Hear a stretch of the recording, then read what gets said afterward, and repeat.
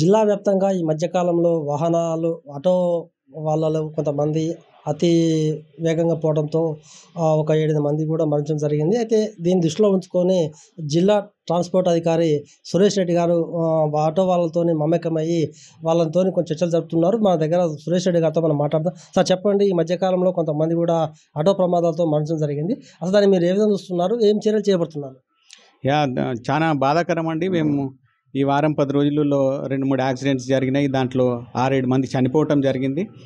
Auto రిక్షాలో permitted కంటే ఎక్కువ ఎక్కించుకొని మితిమీరిన వేగంతో పోవటం వలన యాక్సిడెంట్స్ జరుగుతున్నాయి. సో దీంట్లో భాగంగా దీని నివారణ కొరకై మేము ఆల్రెడీ కేసులు రాస్తూ ఉన్నాము. కేసులు రాసినా కూడా వాళ్ళకు కూడా డ్రైవర్స్కి అవగాహన కల్పిస్తామనే ఉద్దేశంతో లాస్ట్ 3-4 డేస్ నుంచి కూడా ఎవ్రీడే ఒక 30 మంది 40 మంది డ్రైవర్లను పిలుచుకొని వాళ్ళకు అవగాహన కల్పించడం జరుగుతుంది. ఈరోజు కూడా పెట్టినాము. ఈరోజు మధ్యాహ్నం 2 గంటల తర్వాత అన్ని ఆటో అడ్డాల నుంచి కొందరు రిప్రజెంటేటివ్స్ని ఒక 100 వరకు ఈరోజు పిలిపించి మా ఉద్దేశము యాక్సిడెంట్స్ నివారణ. వాళ్ళ కేసులు రాయటం మా ముఖ్యమైన ఉద్దేశం కాదు. కేసులు రాయొద్దు, కొంచెం బుద్ధిగా నడిపించుకోవాలి బండ్లు అని అంటే డ్రైవర్ పక్క కూర్చోవద్దనే అవగాహన ఎవరు కూడా మీ ద్వారా మేము పట్టణ వాసులకు కూడా మేము మా విజ్ఞప్తి ఏంది అని అంటే డ్రైవర్ పక్క కూర్చోకండి దయచేసి. డ్రైవర్కి నడిపేటప్పుడు ఇబ్బంది కలుగుతుంది కాబట్టి డ్రైవర్ ఫస్ట్ ఆఫ్ ఆల్ కూర్చోబెట్టుకోవద్దు. అండ్ ఎవరన్నా ఉన్నా కూడా అవకాశము ప్యాసింజర్స్కి కూడా డ్రైవర్ పక్క కూర్చోవద్దనే అవగాహన కల్పిస్తూ ఉన్నాము. అండ్ డ్రైవర్స్కి ఇప్పుడు మేము ముఖ్యంగా వాళ్ళకి అవగాహన కల్పిస్తున్నాము. డ్రైవర్ పక్కకు ప్యాసింజర్ ఉన్నారు అని అంటే మేము కన్సిడరేషన్ చెయ్యము. దయచేసి మా విజ్ఞప్తి, మీరు డ్రైవర్ పక్కకి ఎవరు కూర్చోబెట్టుకోవద్దండి, మా ముఖ్యమైన ఉద్దేశం. అండ్ ఇంకా లగేజ్ ప్లేస్, స్పెషల్లీ ఆపే ఆటోలలో లగేజ్కి ఏదైతే ప్లేస్ ఇచ్చినారో దాంట్లో ప్యాసింజర్లను కూర్చోబెడుతున్నారు. దాంతో ఏమవుతుందంటే మీ ఆటో డ్రైవింగ్లో బ్యాలెన్స్ కోల్పోతూ ఉన్నారు. ఇమ్మీడియట్ ఆటో పడిపోయే అవకాశం, చిన్నగా బ్రేక్ వేసినా కూడా పడిపోయే అవకాశం ఉంటుంది. కాబట్టి డ్రైవర్ పక్కన అండ్ మరియు వెనకాల మీరు దయచేసి కూర్చోబెట్టొద్దండి. మాకు కేసు రాయటం ఉద్దేశం కాదని మళ్ళొకసారి మీ ద్వారా వాళ్ళకి చెప్తా ఉన్నాను. డ్రైవర్ మిత్రులకు, సోదరులకు కూడా మీరు మాతోటి కోఆపరేట్ చేయండి. మాతోటి ఏం సహాయం కావాలన్నా మీరు అడగొచ్చు నిర్మోహమాటంగా. మీరు మాతోటి కోఆపరేట్ చేయండి. మేము కేసు రాసినప్పుడు పేదవాళ్ళమని చెప్తా ఉన్నారు.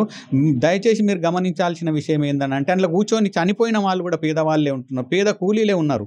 మీరు అది ఒకసారి ఆలోచించి పేదవాళ్ళ చావుకు మనం కారణం కావద్దు.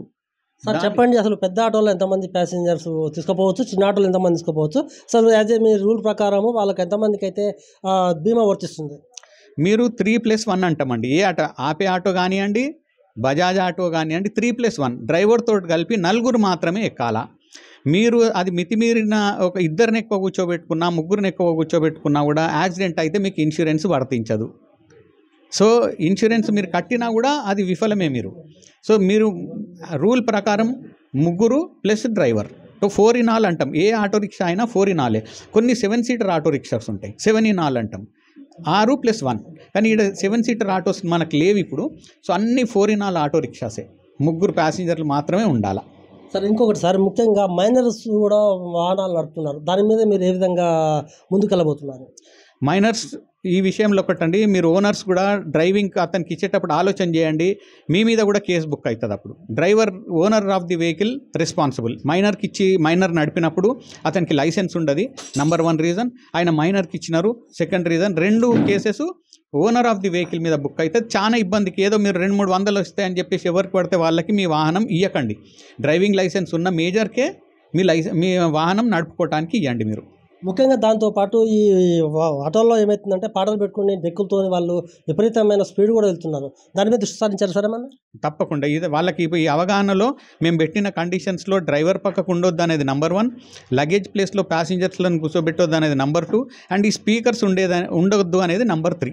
ఇవన్నీ వాళ్ళు మాకు నిన్నటి నుంచి ఒక 3-4 డేస్లో సదస్సు వాళ్ళందరూ ప్రామిస్ చేస్తున్నారు మాకు. సార్ ఈ 3 మేము తీసేస్తాం సార్, మీరు వాళ్ళు కోఆపరేట్ చేస్తామని అంటున్నారు.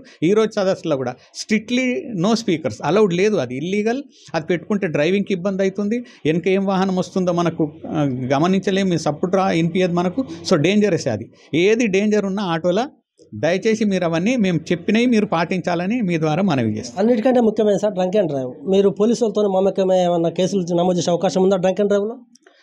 అనుకున్నామండి, పోలీస్ వాళ్ళతో కలిపి స్పెషల్ డ్రైవ్స్ కండక్ట్ చేద్దామని అనుకున్నాం. డ్రంక్ అండ్ డ్రైవింగ్ తప్పకుండా, అది కూడా డ్రంక్ అండ్ డ్రైవింగ్లో మేము కూడా పాలు పంచుకుంటాం. ఓకే.